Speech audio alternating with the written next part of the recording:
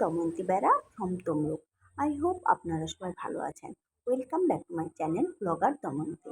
এখন আপনাদের সামনে উপস্থিত হয়েছি আমার সন্ধ্যাকালীন রুটিন নিয়ে, মানে আমার সন্ধ্যাবেলায় কী সব রান্নাবান্না করছি সেটাই আপনাদের সামনে তুলে ধরলাম। আজকে আসলে আমাদের জল ঢালা ভাত হবে, সেজন্য বিশেষ কিছু রান্না করিনি।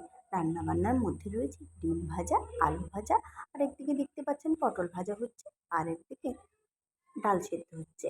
ডালটা হচ্ছে আমার মেয়ের জন্য, আর আমি আর আমার হাজব্যান্ড জল ঢালা ভাত খাবো। যাই হোক, এরই পাশাপাশি আমি আমার বেডরুমটা একটু ক্লিন করে নিলাম, কেননা শোয়ার আগে বিছানার চাদরটা না ঝেড়ে নিলে না শুতে ভালো লাগে না। শুতে গেলেই মনে হয় যেন এখানে নোংরা লাগছে, এখানে নোংরা লাগছে। সেই জন্য শোয়ার আগে বিছানাটা ভালোভাবে ক্লিন করে নিলাম।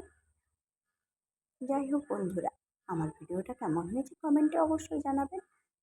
আর দেখুন, এই যে আমাদের ব্যালকনি থেকে রাত্রেবেলা পরিবেশটা কেমন লাগছে একটু দেখুন তো।